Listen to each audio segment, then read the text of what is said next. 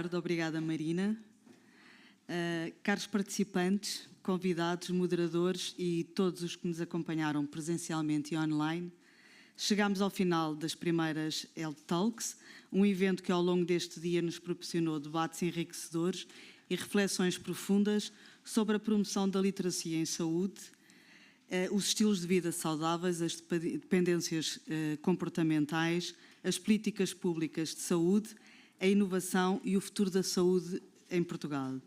Queremos agradecer em primeiro lugar a todos os oradores, especialistas e moderadores que partilharam o seu conhecimento, as suas experiências e as suas visões,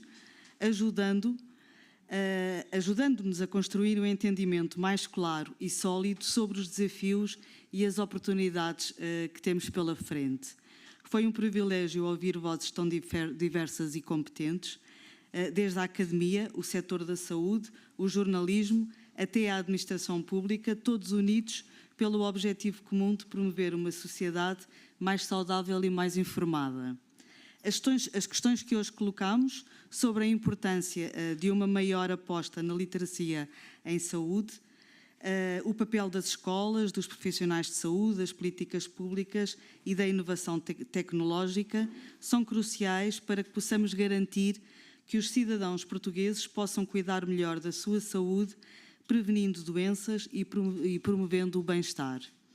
O futuro da saúde passa pela colaboração entre todos os atores envolvidos, pelo investimento em educação, pela adaptação das políticas às necessidades reais da população e pelo uso inteligente da informação e da tecnologia para empoderar os cidadãos. Queremos ainda agradecer a todos os que tornaram possível este evento, aos nossos parceiros e à Universidade que nos acolheu, assim como a todos os participantes que mostraram interesse e compromisso com esta causa. Terminamos assim com a certeza de que esta é apenas a primeira de muitas iniciativas que continuarão a promover o conhecimento em saúde e a melhorar a qualidade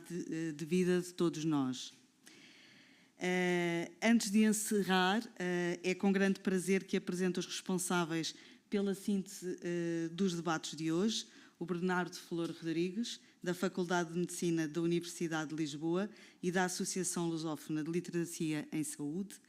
e a Ana Raquel Rodrigues, mestre em Medicina pela FMUL, onde eles farão uma análise profunda dos temas abordados e apresentarão as perspectivas e estratégias futuras que daí resultam. Muito obrigada pela vossa presença e participação ativa. Contamos convosco para continuar este caminho rumo a uma literacia em saúde cada vez mais sólida e abrangente. E até à próxima. Obrigada.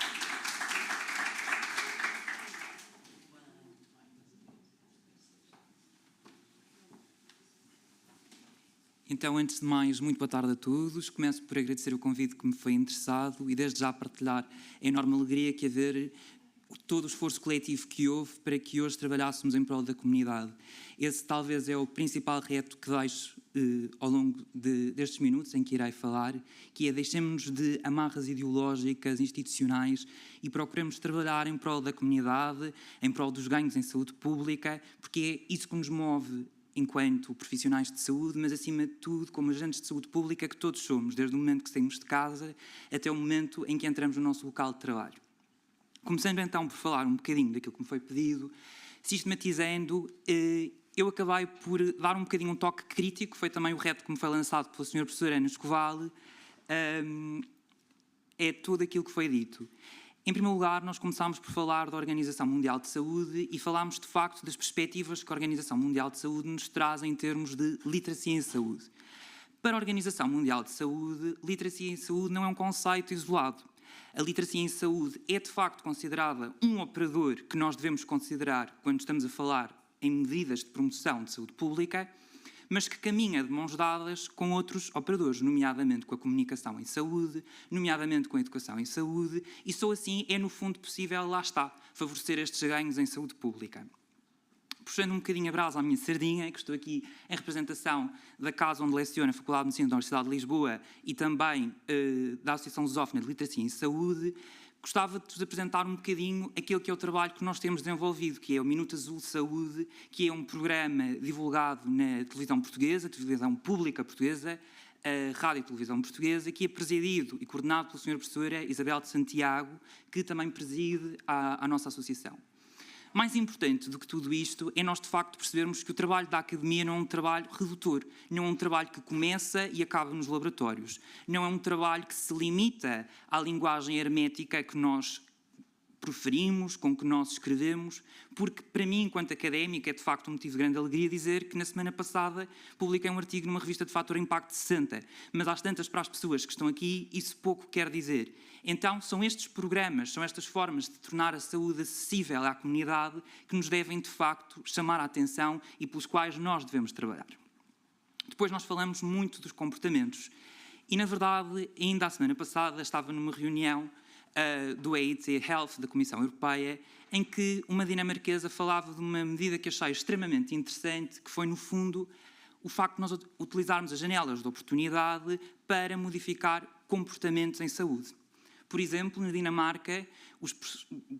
processos de cessação tabágica surgem sobretudo nos momentos de gestação. Ou seja, nós olhamos para o facto de uma senhora que está à espera de bebê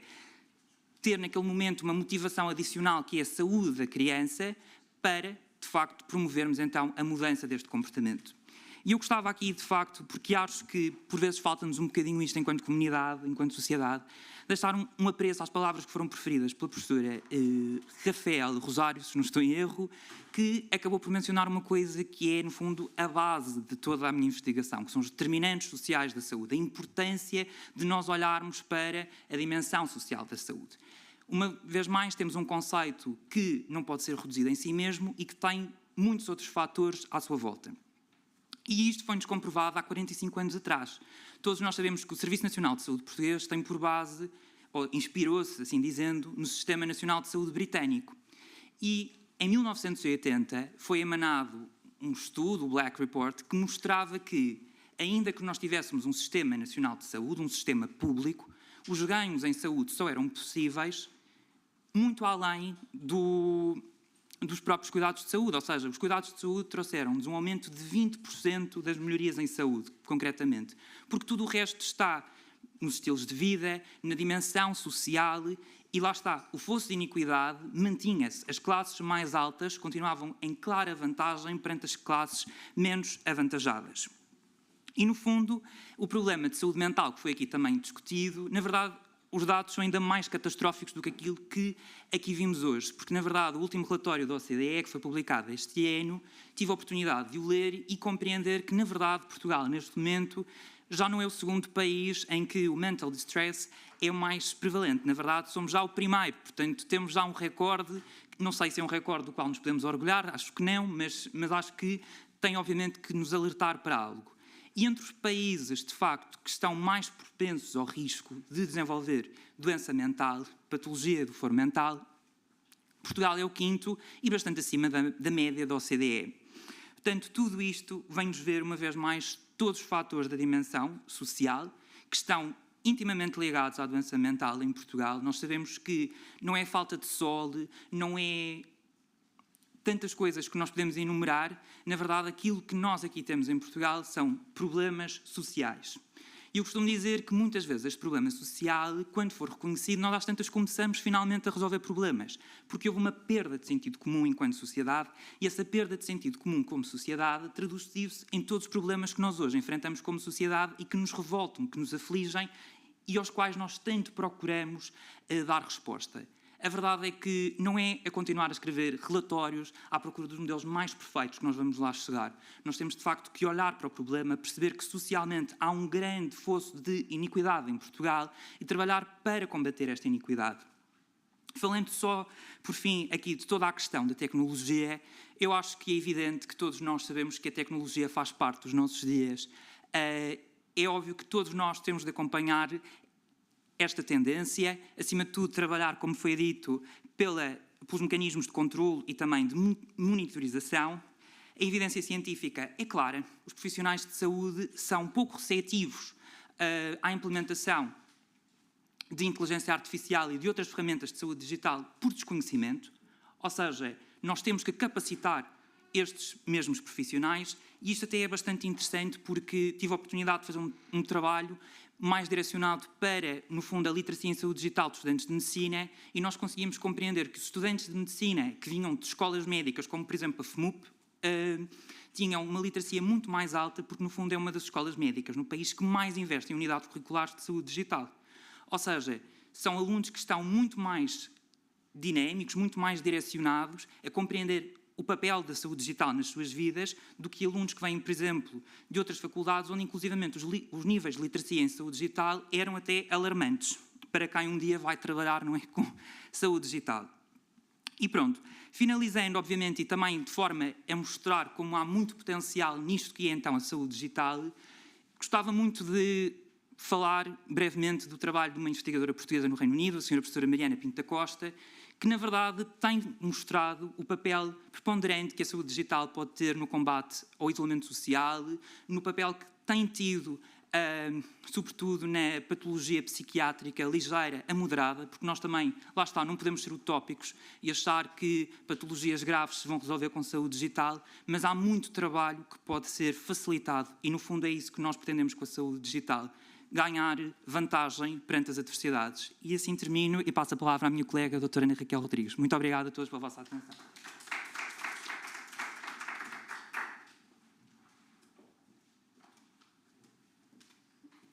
Bem, olá a todos, muito boa tarde. Começo a minha intervenção também por agradecer o convite e dar os parabéns à organização pela realização deste evento, que foi o primeiro e que espero que continue, porque de facto traz ao de cima tópicos que são cada vez mais importantes de serem discutidos entre todos. Durante o período da tarde tivemos duas sessões muito interessantes, mas também bastante distintas. Portanto, tivemos uma primeira sessão que refletiu sobre os desafios do futuro, refletiu sobre quais é que eram os problemas que surgiriam a partir de então, e depois tivemos uma sessão mais focada no presente e uma sessão mais logística, onde compreendemos quais é que eram os mecanismos que já estavam a ser implementados atualmente para tentar dar resposta também a estas necessidades que nós imaginamos que existirão. E, portanto, só aqui para resumir muito rapidamente estas duas sessões, uma das coisas que me pareceu mais interessante da primeira sessão é, de facto,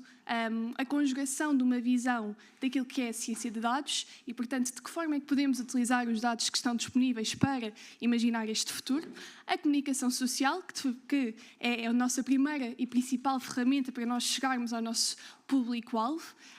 assim, de forma mais imediata, e depois, claro, também fisicamente através da profissão e da representação por parte da enfermagem, de que forma é que nós podíamos verificar estas implementações localmente. Depois, foi também muito interessante, no segundo painel, perceber quais é que eram, de facto, o diagnóstico que estava a ser feito localmente, quais é que eram as medidas que precisavam de ser implementadas e que tipo de ação é que está a ser imaginada neste momento. De facto, o Plano Nacional de Literacia em Saúde é um plano que me entusiasma e que fico bastante feliz em ver em cima do palco e estar a ser discutido, porque até há mais ou menos 12 anos atrás, literacia em saúde não era um tema que estava a ser discutido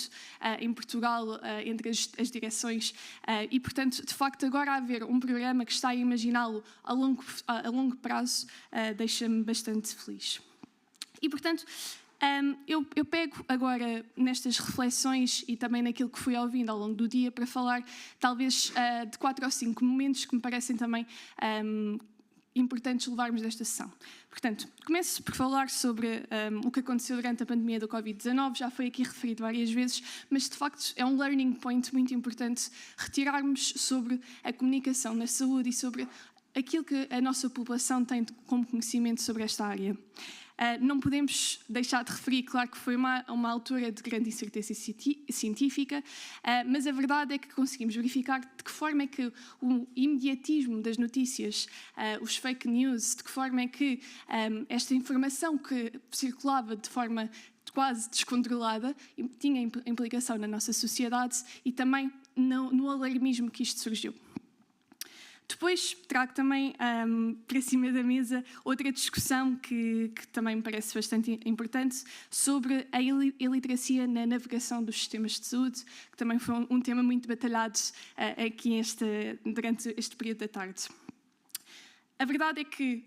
muitas pessoas não conhecem o funcionamento do Sistema Nacional de Saúde e não o compreendem. Mas eu acho que temos em cima do palco uma faca de dois gumes. Portanto, por um lado temos uma população que se calhar não está completamente informada sobre este sistema, mas também temos um sistema que se calhar não está completamente adaptado às necessidades da população atual. A verdade é que